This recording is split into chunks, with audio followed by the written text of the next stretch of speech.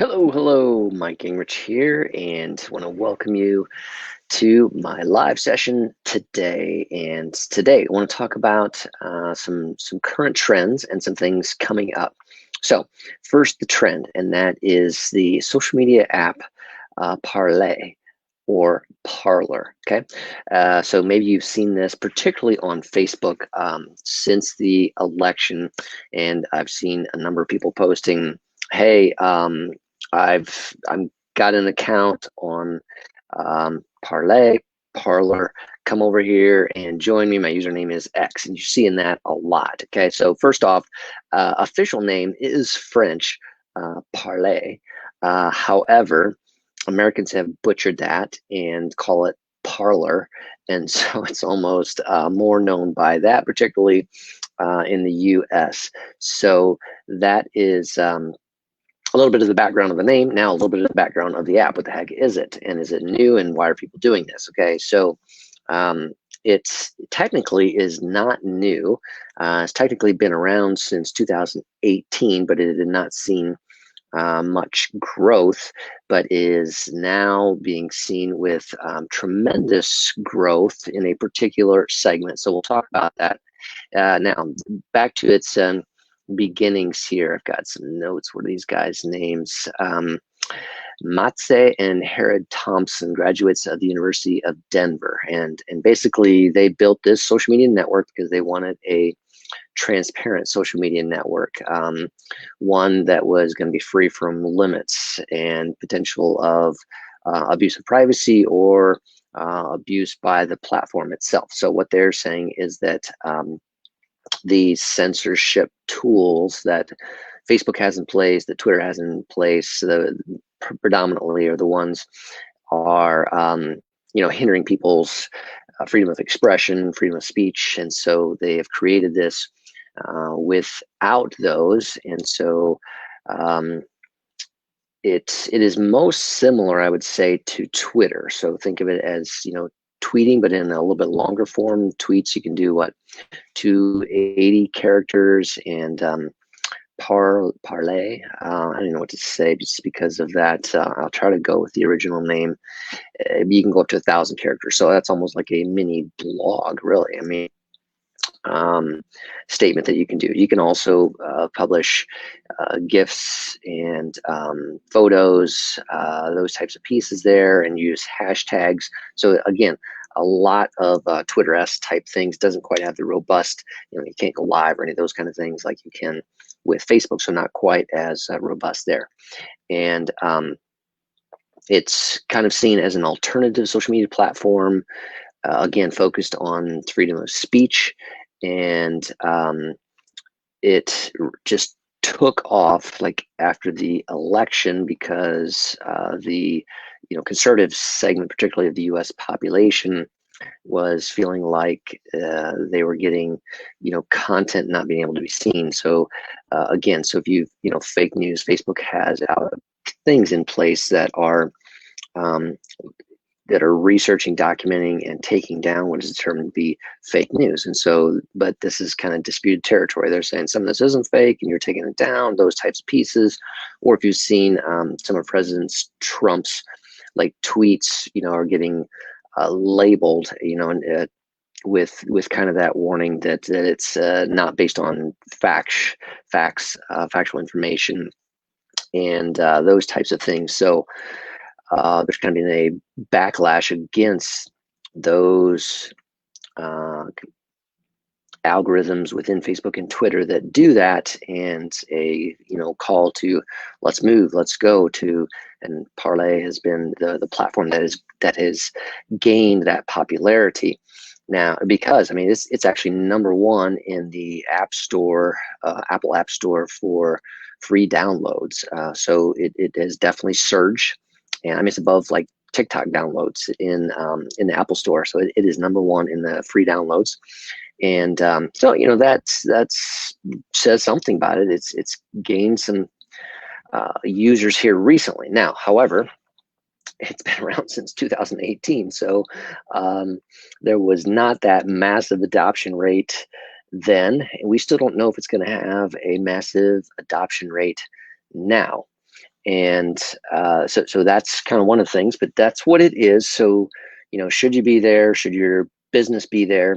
Not seeing it as really any kind of go-to for businesses at this point in time, with one caveat, and that is if you are catering to that conservative audience and want to reach them with some type of marketing, then it might be a good place to be represented, because that's the dominant audience or user base at this point in time. So we have to watch it over the course of time. There's been, it's nothing new to have social media networks try to launch. I mean, TikTok, for example, I mean, you didn't know about it 2 years ago, 3 years ago, for sure. There's been others along the way. Did you know there's a social media network called Ello, like hello without the H, Ello? Yeah, it's still out there. It's had to pivot because it hasn't really taken off. And Parler, in actuality, looked like one of those. It's been around since 2018. Nothing really happened, but now it's got some traffic. But will that be longevity traffic? We don't know. So that's a little bit about what it is, but it is geared towards being free speech. And it does identify, and verifies influencers, public figures, so that you can know that is that person. What else does it have? It has some, Twitter-esque, Facebook-esque functions in that. So I can just kind of go through, a number of those pieces. There's a echo feature with a megaphone, and that functions like Twitter's retweet. So, you're echoing, it's repeating, and that's the retweet option within Parler. And then let's see, there's also upvote icon, kind of like the like button, so you can upvote something. And again, it's free to enter. You do have to provide a email address and a telephone number. You receive a text code to verify that. So they're going to have those pieces of information. They say how they're going to not use that information, but it has become kind of a place where people are going that are unhappy with Twitter, with Facebook, and even Instagram or YouTube, if they've been upset with the terms of service there. So it really took off again after the election, and with particularly that those who are of a conservative mindset. And we will see if it's going to grow, and if it's going to stay, and if it's going to take off. But that's what it is. So you can go sign up, go through the process, get a username, and it's going to have the most similar feel probably to Twitter for you with that. And it does recommend, which Twitter does as well. Do you want to follow this person, that type of thing? So you see their information in the news feed, but that's what it is. And I talk about it just because number one, it's number one in the App Store right now, free download. So it's important to be aware of what the heck it is. Number two, you're probably going to see it. People talking about, hey, join me over here from Facebook. It's just they're putting that out there. And number three, from a business use case, should you be there? Should you not be there? You might want to get your username, both personally and for the business, just in case it does take off. So you've secured that and reserved it. That's what I've done at this point in time. And you may just kind of sit back and watch then and wait and see what happens.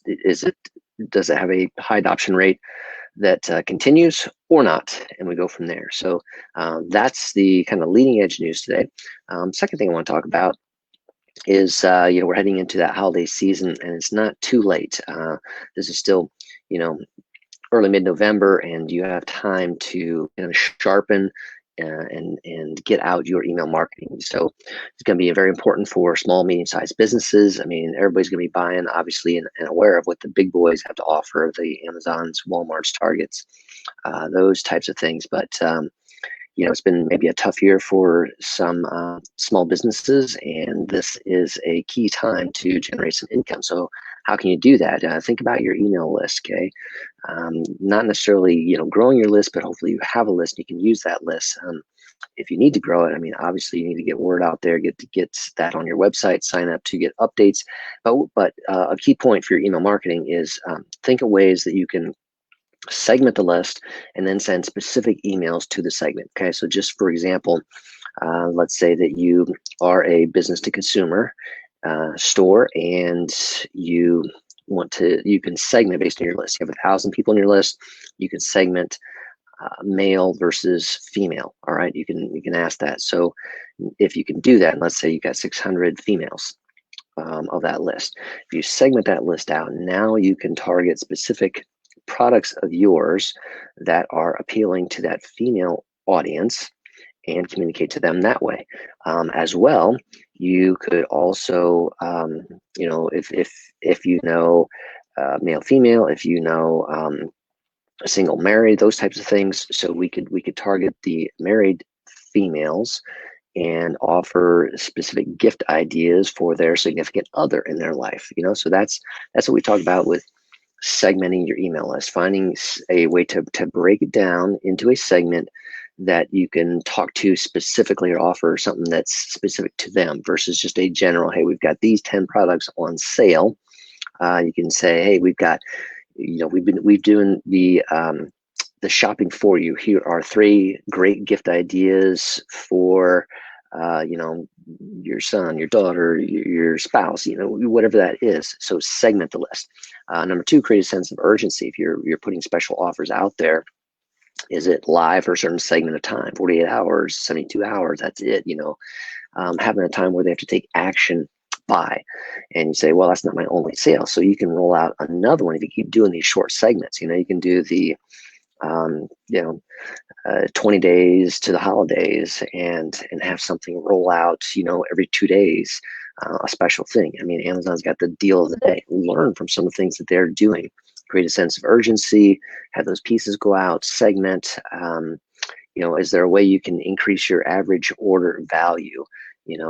So think of ways of giving a percentage off of orders over a certain threshold, so that instead of them spending an average of $35 with you, if you can get them to spend over 50, so that your average, and then give them a discount, so that your average order, instead of the 35.39, is 48, 47 average overall, because people are spending over 50 to get there and get a discount on that piece overall.